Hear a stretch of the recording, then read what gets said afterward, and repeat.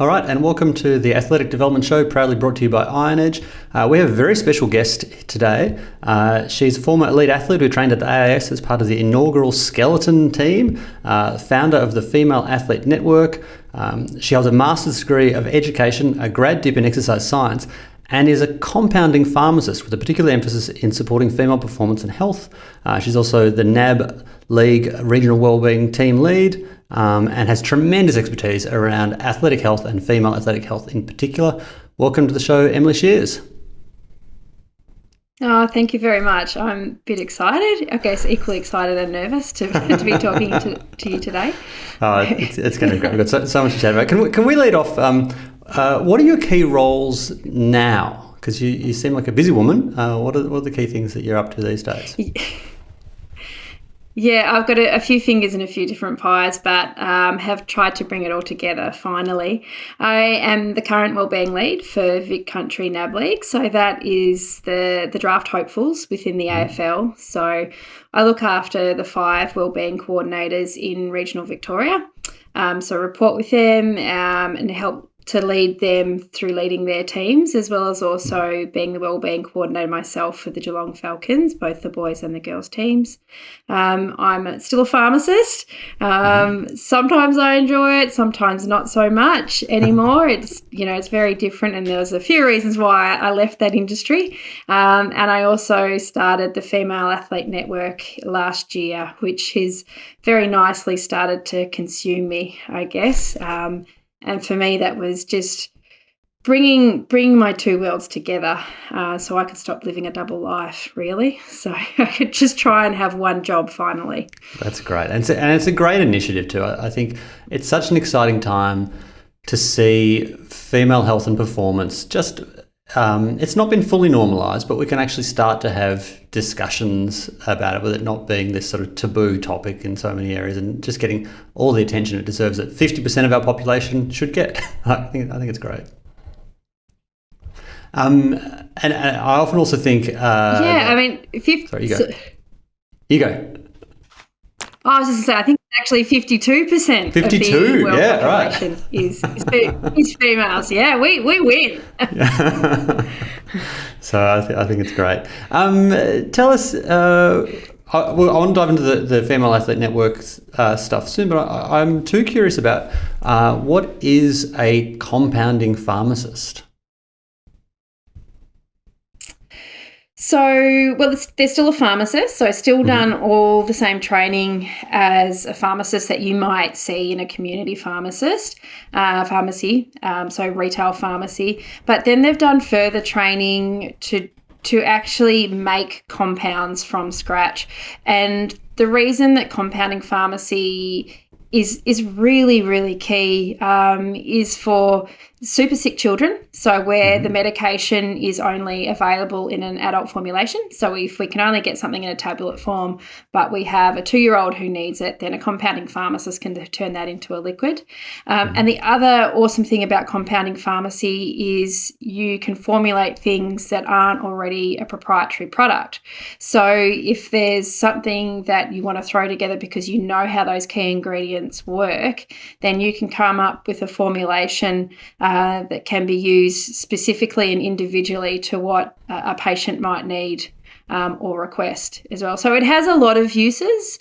I know some people might be familiar or have heard about it through Essendon a few years back, which got it a lot of negative press, and certainly unfortunately from that, no AFL player or AFLW player is able to use an IV product intravenous product or a compounded product. So which is a little bit frustrating because not everything is illegal from WADA or ASADA or now Sports Integrity Australia. And some of it's very, very useful, especially the things like the topical creams, but we can add really cool stuff.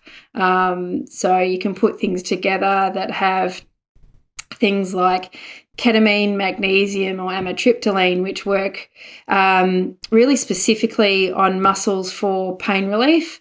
So it can be really, really useful. We can also, I know there's quite a few athletes that I look after who really struggle with magnesium supplements that are available off the shelf. So you can actually compound really pure forms of the magnesium capsule for them to purchase. So, if you're struggling with the magnesium powder because it gives you the runs, then there's also other options. So it's a very broad field, and it's just a step up from what people really possibly commonly know what a pharmacist to do. So the magnesium one's a really interesting one because obviously there's a sleep benefit. That's the most shallow thing about it that I'm aware of. But it's important for a whole bunch of reasons. I'm fascinated to find out, from your expert angle, what's the big deal about magnesium? I don't think I let a patient leave a consult with me without magnesium in their back pocket. Right. That's a big rock. One way, in one form or another. Yeah, okay, it's huge. So I think one of the biggest things is look at a very simplistic level to break it down is that the uterus is a muscle. And what muscles need to perform well is magnesium. And if you want good, clean contractions through a menstrual cycle, you need magnesium. So I encourch every single athletic woman to take it. I'm pretty ignorant on this. And so good, clean contractions, can you expand on that? Yeah, so it helps control pain.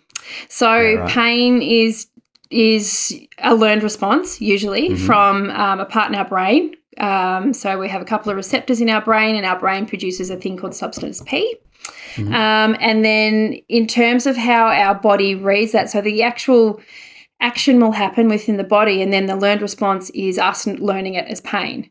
And so if we are used to having, as females, really painful periods with lots of cramps, what magnesium can do is make it a cleaner contraction. So rather than misfiring fibers, it's no different to a calf muscle contracting. You want a good, clean, strong contraction. So you want everything activated together, and you want everything released together. And if you have a messy release, you'll have prolonged contraction, which means prolonged pain. So, and we do know that there can be expectation of cramping. How is this not front page news? That seems like no one wants to read about it. I tell you, if the situation was reversed, like if men had this agonising pain in their nuts once a month, it would be front page news. It's such a it totally would. That we don't talk and we'd about. also all be allowed to talk about it. Yeah. Yeah. I think that's part of the problem as well, is it's for so long it's been secret women's business, but even within the secret women's businesses, we haven't really talked about it too openly. It's sort of always been, go and deal with it, do what you need to do, take what you need to take, and then come back when you're ready. And certainly, obviously, that's changing now. But yeah, I think you're right. If this was men having to navigate this every month, it probably would be very different. It'd be talked about all the time at work. It'd be just constant. Yeah, exactly. So, all right. So that's fascinating. So magnesium is going to help with that, and I imagine that's a huge thing. But there are other benefits as well. Yes. Yeah, absolutely. Sleep. Sleep is so key for performance and recovery, as I'm sure you know, and most of your listeners would know, is that you can't perform without those two things absolutely dialed. So getting sleep sorted is also part of, having magnesium. It's also part of your sleep routine because of the muscle relaxation that it can help with. So, it has digestive benefits. It's an absolute must-have supplement for me if you are a female athlete. Just covers so many things. And this is a difficult question to answer probably, but is there a one go-to approach with magnesium? Because there's different types. It's all like I've been to the health food store, and it's all very confusing to know what you should be actually taking. Yeah, I think it is confusing, and certainly I don't know if you recall that ad with the man walking into the milk bar and he says, "I just want milk." Yeah. It certainly can be. It can be like that when you walk into a supplement store, like something like Grunt Nutrition or Chemist Warehouse or anything like that. There are definitely, not all supplements are created equal, and there's a few things to take into consideration. One is if you are an athlete who is likely to be tested, then you are looking for a supplement that is HASTA approved or Sports Integrity Australia approved. You don't want to have a Shayna Jack issue where, totally accidentally you've had the wrong thing, because it will wreck your day, your week, and your year. So one thing that you can do is, actually a fellow pharmacist created an online business called Batch Tested. Oh, that's a good and idea. if you purchase supplements through Batch Tested, they are all HASTA approved supplements. So I will give my fellow pharmacist Karen Brown a plug there, because she's certainly for my. Yeah, it's a great service. The athletes that I can't see face to face, I do refer them to go to Batch Tested to purchase all their supplements, whether it's protein or magnesium or whatever they're needing.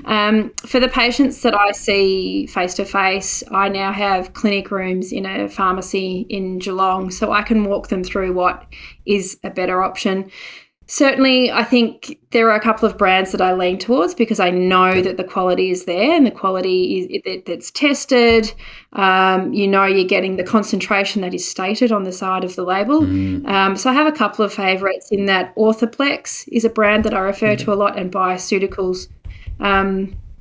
Bioceuticals I really like because they do create a nighttime powder, so they have Muscle Ease Night, and that has an added ingredient which actually helps create the melatonin cascade. So you have two hormones that work in your sleep-wake cycle. So you have melatonin that pops you off to sleep and cortisol that wakes you up.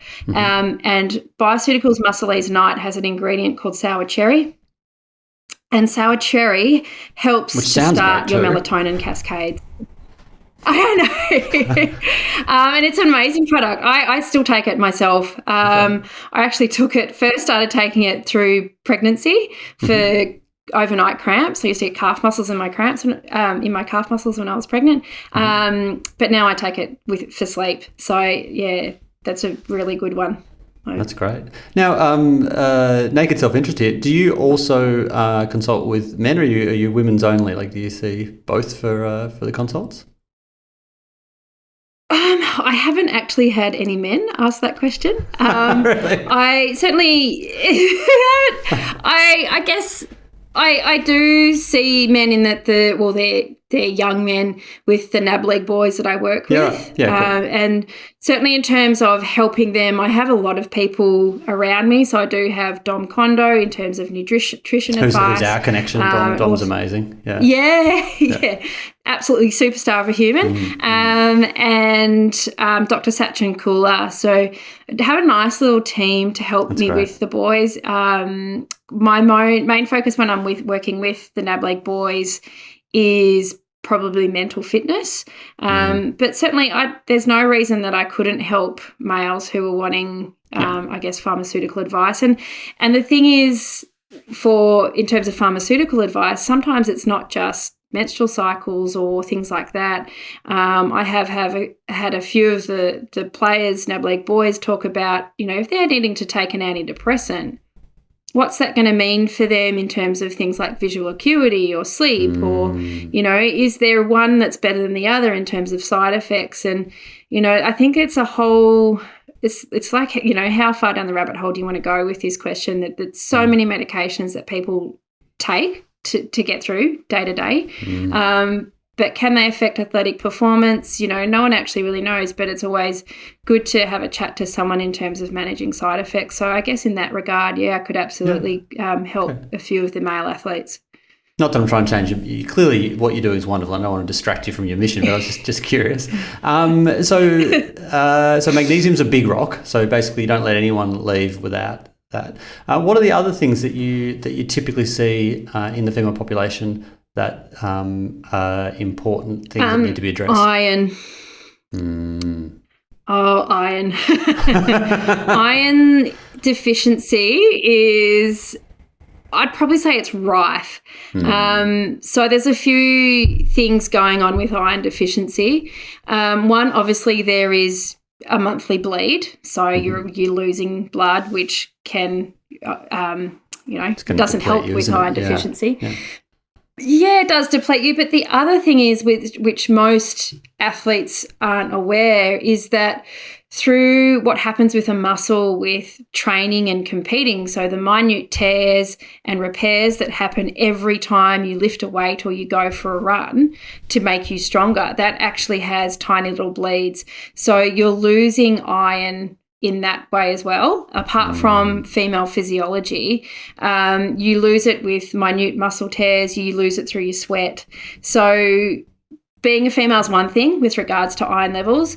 Being a female athlete is a whole different story. And I'm really lucky that I do have a couple of GPs who I work really closely with, because some of the messaging about what levels a female athlete needs versus a female in general population, they're like, oh no, well, they've achieved this level with their bloods, that's fine. It's like, well, no, took so much work to get there. We can't, quite often, I like to get female athletes to a place where we're only taking an iron supplement for just the bleed phase of a menstrual cycle. Okay. But quite often, once I see their blood work, we'll at least do 3 to 6 months work, 3 to 6 months of taking an iron supplement. And again, like magnesium, not all supplements are created equal. Some of them have pretty annoying side effects. Like, people can get pretty constipated from them, and that can be pretty discouraging something to take, right? Yeah, really huge gastrointestinal side effects. So there's a couple that are better. There is a liquid formulation called Spartone, which is quite good, which isn't very high strength. And then there's another product called Maltofa.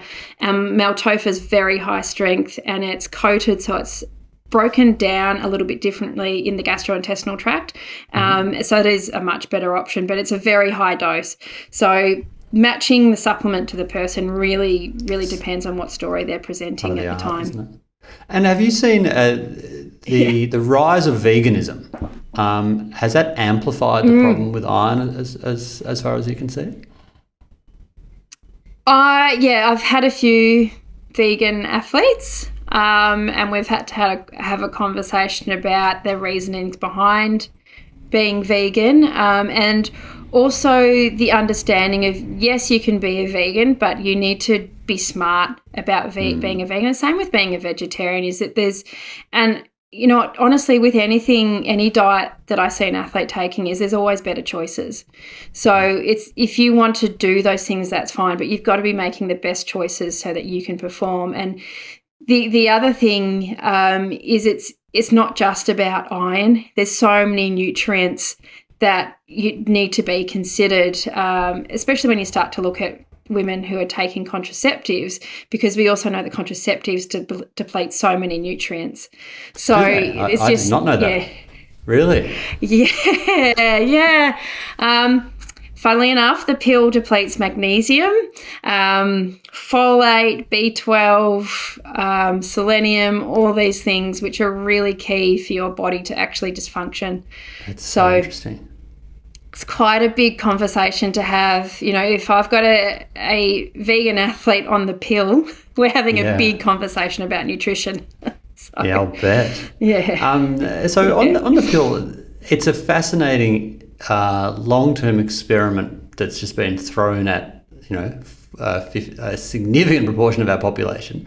What are the effects that you see of that in terms of because it is it's manipulating our hormonal system, and it's not doing that for increased performance. It's doing that for controlling fertility. What does that do? I'm curious to know your perspective on that. Firstly, I will just actually put in a little clause here. Quite often I get accused of being anti-pill. I'm not anti-pill. I'm pro being absolutely 110% informed about what you're putting into your body. Yep. So the biggest thing with the pill particularly is that it turns off your body's own ability so endogenous hormone production. So it basically comes in, you take the pill, and it takes over what your body does as a natural process. Right. As part of doing that, it does deplete you of some pretty key nutrients like magnesium, folate, B12, which are really key for muscle recovery and performance. And the other thing, there's now studies coming out that it can affect optimal oxygen levels as well. So it hasn't been proven to alter VO2, but it can affect endurance. So but then again, if you're wanting to take it for contraceptive purposes, then that's fine too. But we've got to find the one with the least amount of side effects, which is always start with the lowest effective dose to reduce those side effects. So there's, contraception choice is a really big one. There's so many options for women. You've got IUDs, you've got the implants, you've got rings, you've got the actual pill, you've got a thing called the mini pill, which is progesterone only, which again is you're supposed to have reduced side effects again. They all have their pros and cons. I could probably spend the remainder of the chat just talking through all of it. I think that's a fascinating area to talk about. I think it's really important because you've got to understand the trade-offs. There are trade-offs, there are big trade-offs. There really are. I want to dive into I'm happy. This is great stuff to chat about. Just a tiny little story. A friend of mine went off the pill and she got 4 consecutive pay rises in the 18 months, like 4 consecutive promotions in the 18 months after she went off the pill. And she just felt more herself, more vibrant, and in her words, a little more aggressive in a good way. What are the trade-offs in terms of performance? Like if that's someone just working as a knowledge worker, I'm fascinated to think about the different trade-offs for athletes in terms of their hormonal profile.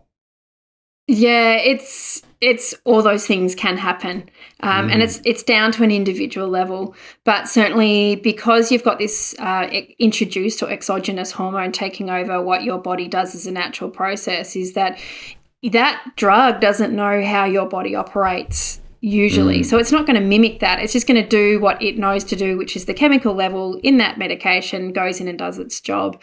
And certainly we do know that it can affect mood, it can affect libido, it can affect things like motivation or, can be seen as aggression. It may, you may be on the pill and become really aggressive, or you may come off the pill and have a much better control over your emotion. So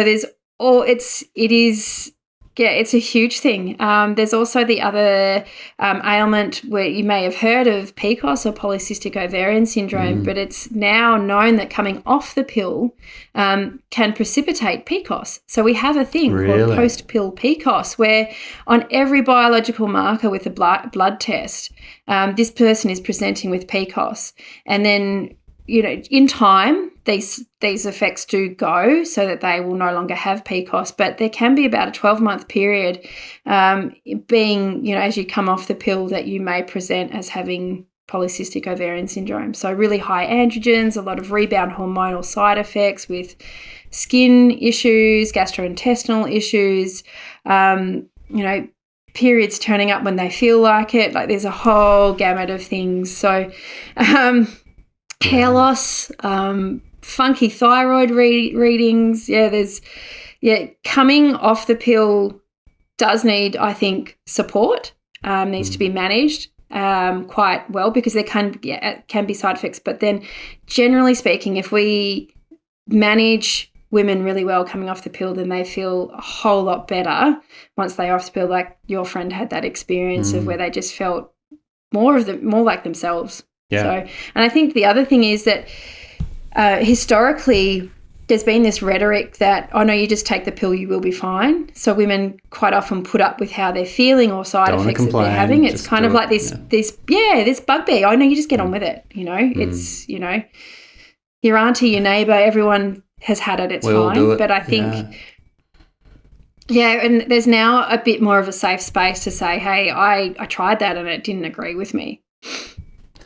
So when I think about this side of things, and a thought that popped into my head just now is it's quite I may be inviting you to step out of your lane a bit here, and feel free to tell me to shut up and ask the next question. But it's interesting to me that every day I wake up across a month, a year, whatever, my hormones are pretty much the same. Like, there's not dramatic change going on. So there's a level of evenness in my brain. I was a bit flat yesterday because I'm a bit over lockdown, but in general, my internal environment's pretty steady. But the change, the constant change that women are going through is quite a different thing. How do you see that? Is that a thing where you need to just know what's going on and kind of lean into it, or do you try and moderate it slightly so that you're less vulnerable to those changes? How do you think about that side of things? I think it's a really, really simple answer, and that is knowledge is power.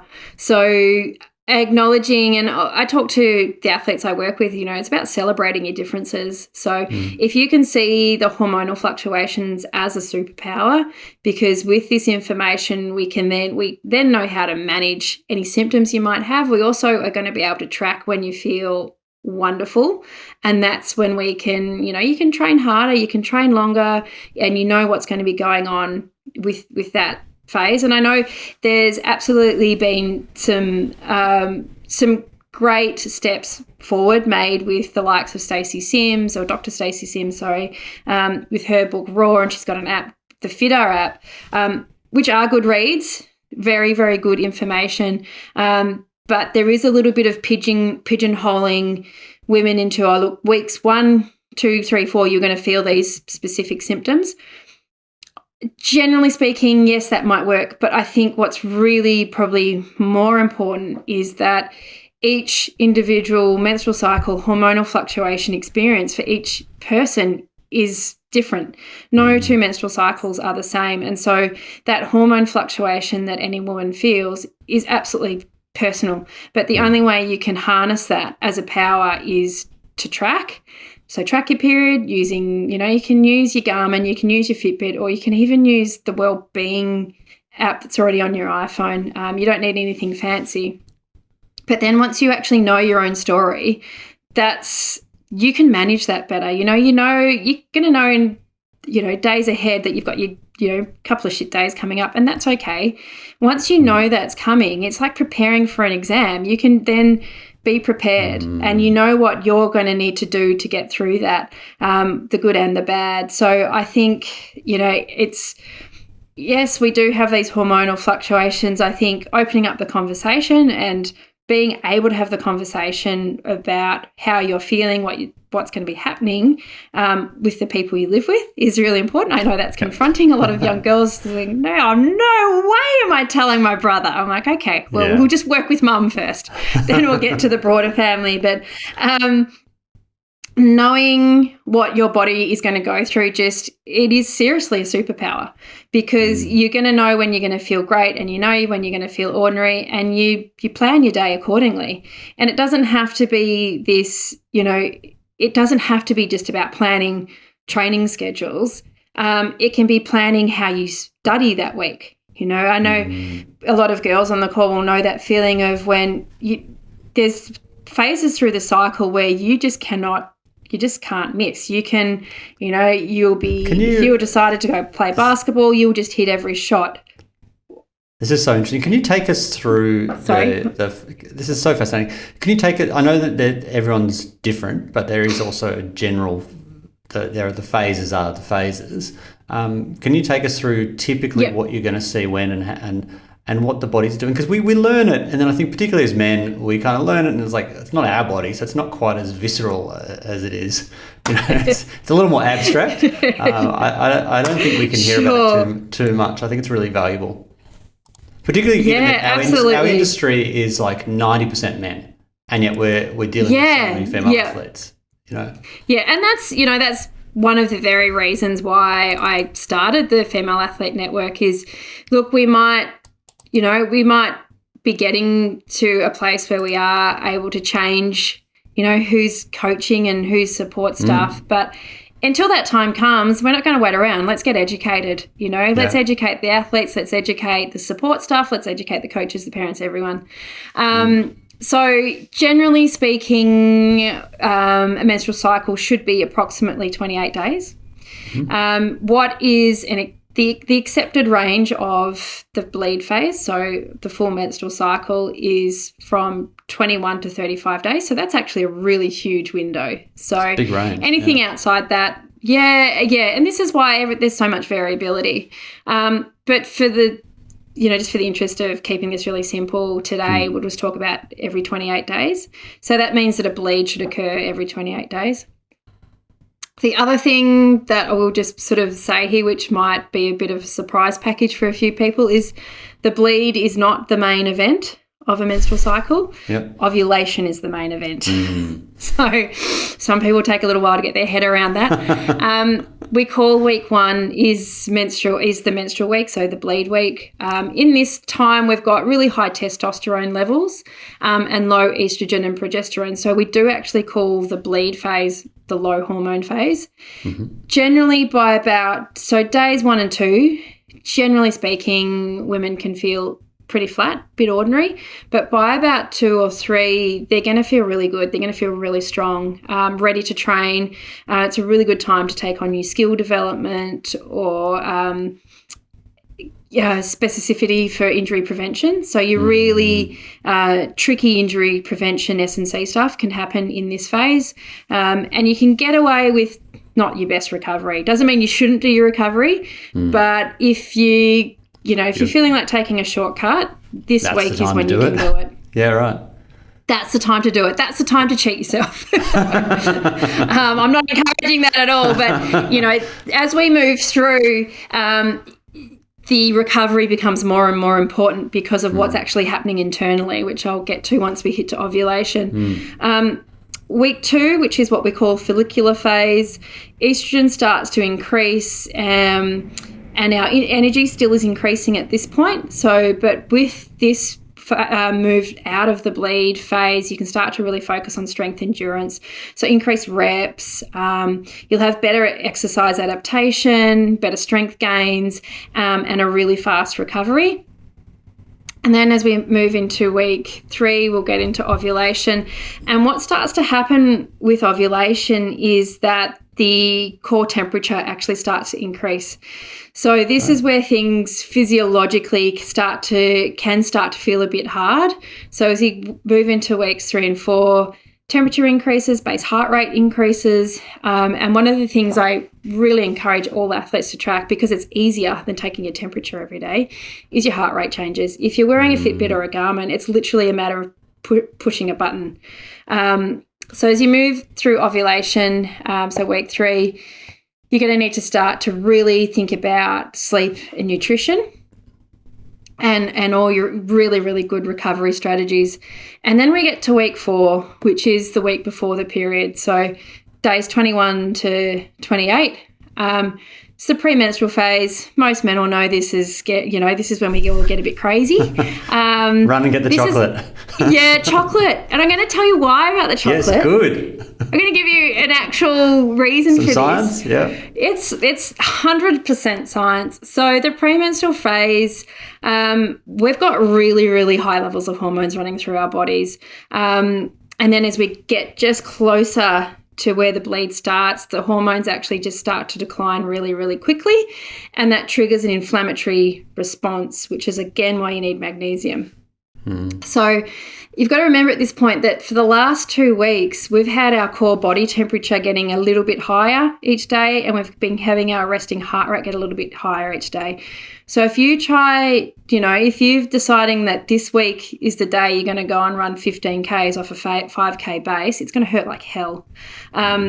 You're going to feel really fatigued. Your thermoregulation is going to be just shocking, and your recovery is going to take a lot longer. So certainly where, women report these symptoms, it's this week where you can, with training effect, we know we can back off a bit, we can do lighter aerobic exercise, do a pool session. You really need to support sleep, so really practice excellent sleep hygiene, and a really, really big nutrition and nourishment focus, because the premenstrual phase, what our body needs, so to have a period, to bleed takes work. As I said at the very start, the uterus is contracting, so we need to support our body to do this process. We actually need 250 to 350 extra calories per day. That's a lot. It's a lot. It's an extra meal. Yeah, wow. So this is why we're hungry. This is why we crave sugar. And because we're so conditioned, no, we can't eat more. We've got to, a lean body mass to maintain. I won't eat. I'll do this. All sorts. Okay. So if you're hungry in week 4, eat. Eat. The thing is too, I think you'll end up eating more later anyway. I call it being a salad and Snickers girl, which is where at lunchtime you're like, oh, I just want a salad. I don't want anything, because you don't want to look like you're eating too much. And then later on you need to go get a Snickers anyway because you're bloody hungry. Like, you're better off just eating properly. Phase 4, it'll be 3 Snickers. Like, let's be honest here. So when I talk to athletes about this, the easiest way to sort of picture this for them is like if you're standing in the fresh food fridge section at Woolies or Coles or, whichever one you go to, and you can see the pre-prepared fresh meals that are all, the high protein meals. So things like U-Foods or BeFit food. Generally speaking, those pre-prepared meals are between 250 to 300 calories. Right. So you can grab one of those and a banana extra every day for phase 4, which once women start doing that, their mood improves dramatically. So for some women, it just about gets rid of their PMS. So what you're telling me is a bit of a proportion of that is just that they're hangry that week. Oh, absolutely. Yeah. Absolutely, they're hangry. Yeah. Good to know. Okay. That's such a valuable thing to talk about. I knew why you would be passionate about educating around this stuff, but the more you talk about it, it's fascinating and it's vital. That's great. You prompted. Now, is that it in terms of your key thoughts? Yeah. I think it's all got to be, I think, knowing, trying to marry up menstrual cycle and optimal training. The key thing is here that it has to be unique to the individual. No one's going to fit a cookie cutter, basically. So, yeah. That's great. Super, super good information.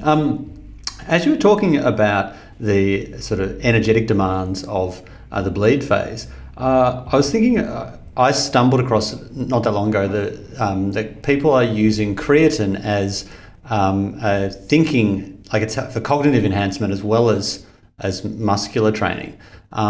Do you put people on creatine at all? What's your stance on that? I actually generally send them to Dom. Yeah. Okay. If they're needing, because we do know that you do need additional protein support as you move through the latter part of the phase. So as you go towards the luteal phase, so weeks 3 and 4, higher protein intake is really important. And I think having really high quality, clean protein and creatinine is really important as well, because yes, we do know how essential it is for neural fiber networks and all that type of thing within the brain, but it's the same with working muscles and recovery. So I generally, depending on the level of athlete as well, But generally speaking, that's when I'd start to include Dom Condo in the conversation. We collaborate just about on every single patient. That's great. And shameless plug here, but Dr. Dom consults out of Core Advantage every week. So you can go to our website to check that out as well. And she's still doing that throughout COVID as well. And look, we probably chased Dom for about 12 months to try and get her in, because she's just the best nutritionist I've ever worked with. I worked with her at the Melbourne Boomers. And yeah, she's just off the chart. So great operator. I want to take a bit of a gear change now. Your athletic journey, Emily, is fascinating. Tell us all about that. How did you end up at the AIS doing this weird winter sport training? Tell us all about that. I feel like I'm the best athlete who never made it. And I feel like talking about my athletic career is a massive misnomer. No, if you're a bloke, I grew up you'd be telling me all about it. That's probably true. Yeah. I grew up in an incredibly sporty family. It's not that I never had a choice, but it was something that just we all did and loved, and we're all good at it. So there's definitely a genetic part there. So yeah, just some good genes, definitely. So I always did athletics as a kid, athletics, swimming. That converted to every sport at school. Any particular hockey, discipline in track and field that you did? Yeah, I was a 400 and 400 metre hurdler, of all things. So I'm actually quite short for a 400. I do like pain. Do you know what? I don't know if this is smart or, as I said, the best athlete who never did. I was doing my athletics, and there was a lot of, because I was pretty quick over my starting speed, which is how I ended up at the AIS. But I started to see that girls were getting faster than me, and I thought, you know what? No one likes 4 hurdles. I'm going to do that because there's less people. I'm more likely to win. I was like, I'm going to play my stats here. Yeah. So that's what I started doing, and it worked well. I focused on 400 hurdles, and then I went to an APS school, was very lucky to have that type of education. So I started rowing. As you've got to pick your summer sport. I thought, I'll do rowing. And I did incredibly well at rowing. I was the right build to be a lightweight rower, good power to weight ratio. So I did incredibly well there. Then for university, so that was out of school. Had a year before I started university where I trained an incredible amount, did very well nationally, had titles and invitations to AIS and all that type of thing. Was training at the AIS with the lightweight coach at the time, Lyle McCarthy. Went to Sydney University on a rowing scholarship. The peculiar thing about rowing at University of Sydney is that you have to train on the harbour. So I got into pharmacy, which was I think something like 36 hours a week contact hours, something ludicrous. And my rowing training, you had to be off the water before the ferries started. Right. So I was getting to training at 4:15, getting off the water, and you had to be off the water by 6:15 so the ferries could start. And then I was going and doing a full load of uni, and there wasn't the supports that athletes have that they do now. So I was absolutely overtraining and underfueling. I had all the hallmarks of someone who was overtraining and underfueling. I had infections, had stress fractures, and then my final blow, which was diagnosed at the AIS, was I had Epstein-Barr virus, and I needed to just stop. I was sent home to Geelong to recover, and being, I guess, back in the it's basically chronic fatigue from a post-viral syndrome that athletes get as part of not looking after yourself through a virus. So continuing to train through having a pretty serious virus. So it's effectively chronic fatigue. Yep. I was sleeping like 17 hours a day. It was just awful. And then back in the home environment, got better. I was put on a heap of supplements. Like, this is probably where my interest in supplements started. I was really lucky that at that time the doctor who saw me at the AIS was really across everything in terms of treatment. So I had the time at home, then went back to university. I almost, it was just about 6 months off. And I was really lucky that the university honoured my sports scholarship then as a track scholarship. So I went back to running because I was basically told that your body will not cope with training load plus the university load. So if you want to keep doing sport, you need to do something that's not going to be 4:15 in the morning for 2.5 hours. It's like, oh, okay. I guess that makes sense. Plus gym as well. Yeah.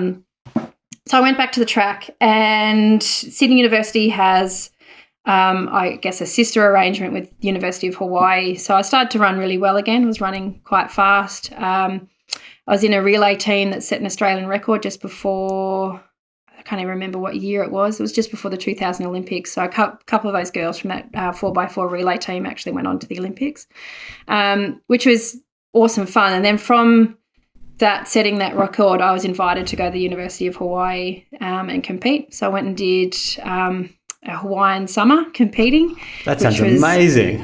Oh, it was the best. I came home with a good tan. So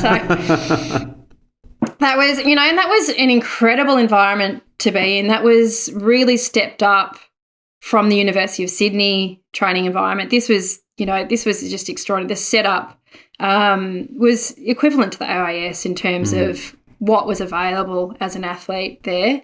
And then I got home from University of Hawaii, and I was identified to be part of the first, what was basically a giant science experiment to find female athletes willing and able and stupid enough to put their bodies forward to be part of the first Australian women's skeleton team.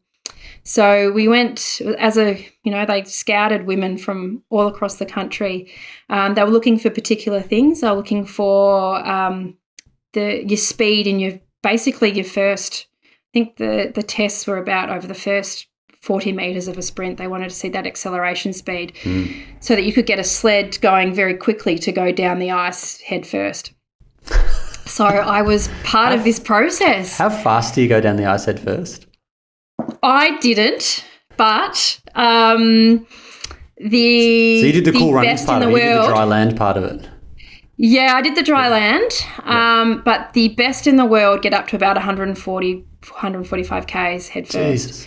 To the point where there's G-forces and, there's concussion's a huge thing in this sport.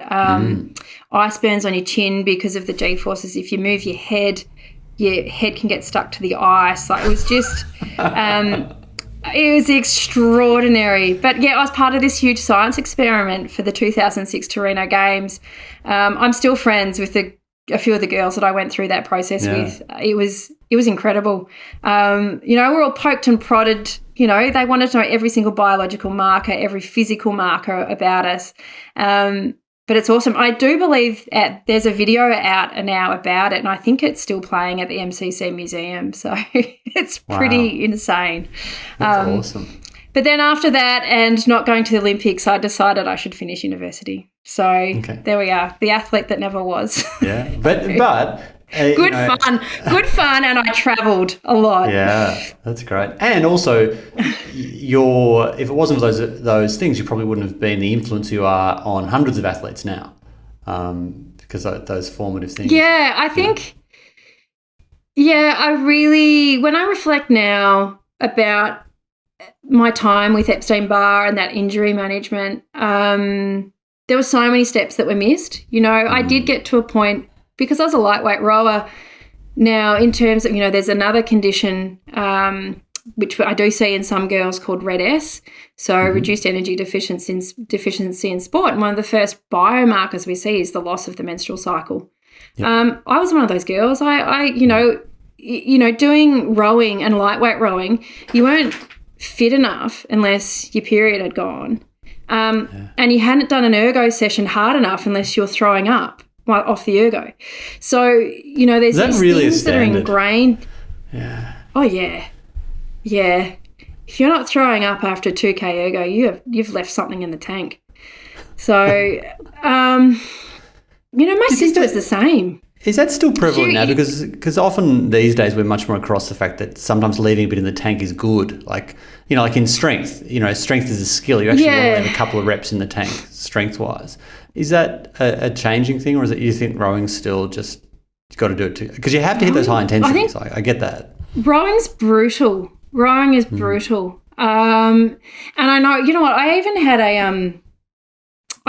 a rowing mum book a consult for her to talk about her daughter, because she was appalled that seat racing still happened.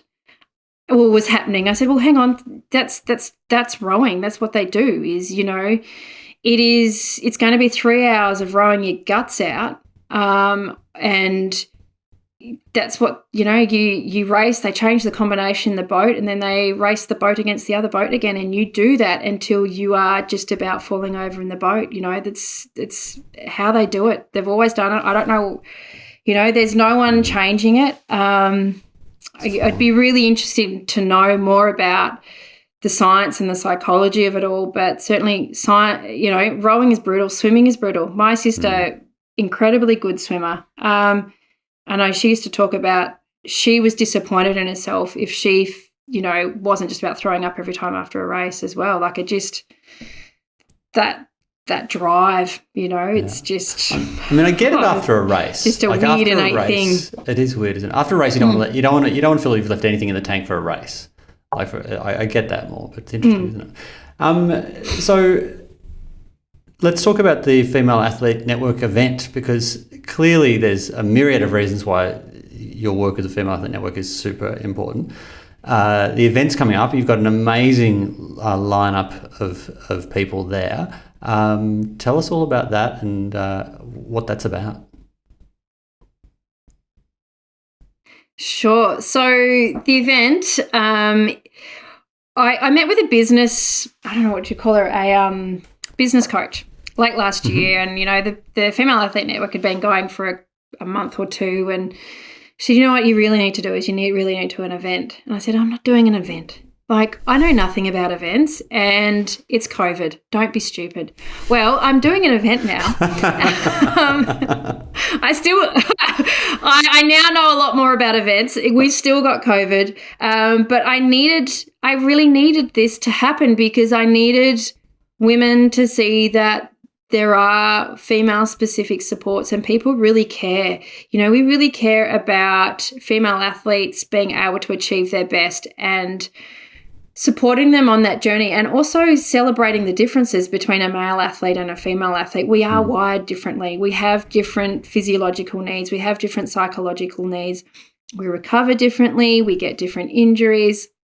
And I basically wanted to open up the conversation in a face-to-face, nice space for, the weekend warrior and the sub-elite athlete to be able to see where all these services can come together, and professionals can meet the athletes who need these services. So it is a big, open and welcoming event, no matter what level athlete you are. I also think it's going to be wonderful for support staff, and especially the male support staff, to know that what are the differences? How can they help their female athletes just that little bit more in terms of what they need from their training to perform better?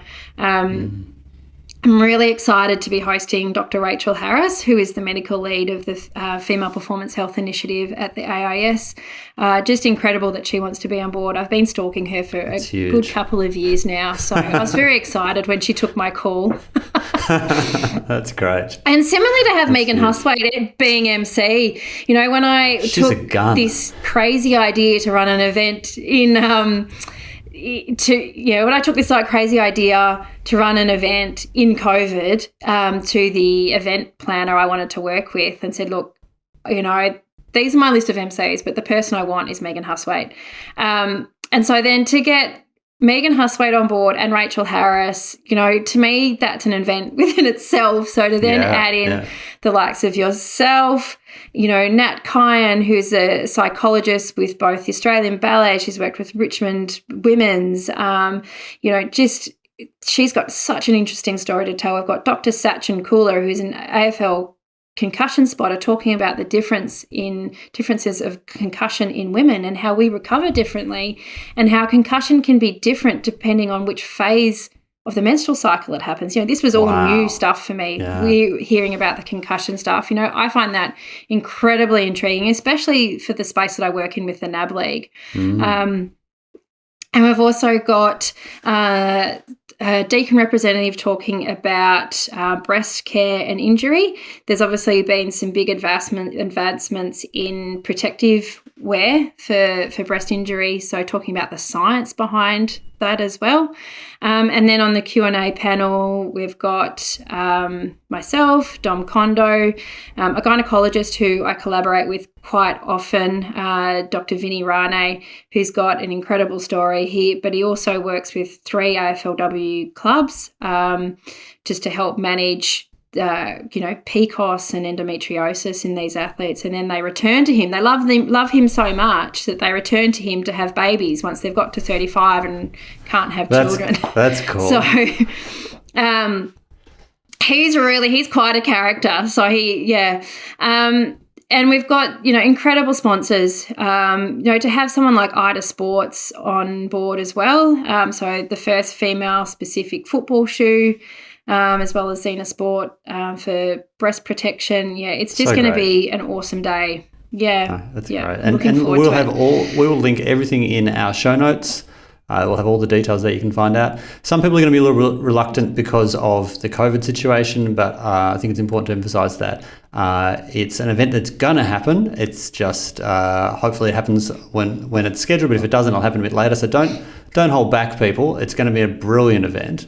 You definitely want to be along at it, and if it doesn't happen exactly at the date that was set, it will happen pretty shortly later. So it's definitely something to get around rather than don't take a wait and see approach, I guess would be my point. No, because there are limited tickets because of capacity limits within the venue, and our venue is in terms of people to work with are extraordinary. So we've already got backup dates. There is full refund on offer if a new date doesn't suit, but we're absolutely 100% committed to hosting this event.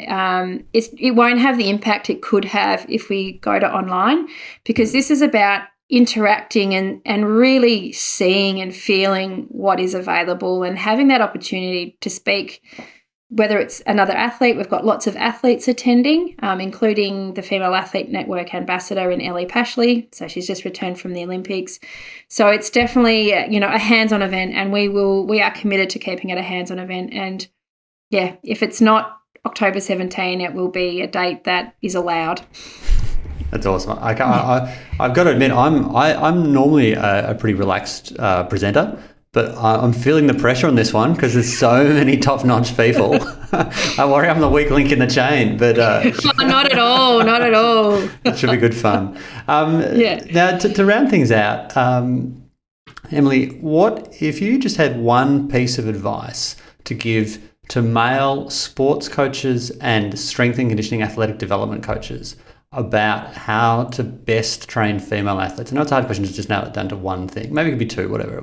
What are the things that you think as an industry we need to be better across? Sure. I'm going to take liberty there and say, can I please have two things?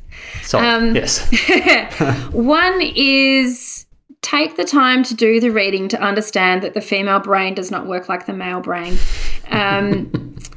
It's not being silly. It's actual scientific fact. We know that women can't compartmentalize very well. Picture of can of spaghetti. That's what's going on in there. There's lots of tangents. We overthink. And so with that, we need our instructions to be quite clear and quite often a bit shorter, so that you help us to do one thing at a time, because we're going to want to do 5 things at a time, and we're going to want to talk about 5 things at a time. So you can help us by helping us narrow our focus. So an understanding of how that coachability is really important. And the second thing I'd say is, if you want more education about how to broach the subject of the menstrual cycle, then go and ask the questions and be educated, because the one thing that'll enhance your relationship with the athlete you're working with is if you show the confidence to have that conversation. If you have the confidence and the knowledge, they will be happy to talk about it, but they don't want to talk about it with you if you don't know anything about it. So do your reading. If you need education, hit me up. That's what I do all day, every day. But you getting the education, the confidence is going to make that conversation easier. It's going to break down that barrier. And then you can then advocate for, be an athlete advocate in that space as well. So that's probably it, really. That's amazing. What a note to finish on. It's such great advice. Emily, thanks so much for taking the time. This has been an incredible conversation. I really appreciate it. Thanks for putting the event on. It's the change we need in the world. These events, they all add up, and it's wonderful to have you pushing for change and empowerment and education. Oh, thank you. Thank you so much. That was, it's good fun to talk about something you're super passionate about. Awesome. I could talk forever. All right, thanks heaps. And, no worries. And everything will be in the show notes, guys, so check out the show notes. It'll all be there. All right, see everyone. Bye. Okay, hope you enjoyed that episode. You'll find all the relevant show notes over at coreadvantage.com.au. Also on the website, you can find more information about our athletic development services, education, our short courses, and everything else we're up to. So that's coreadvantage.com.au. Cheers, guys. See ya.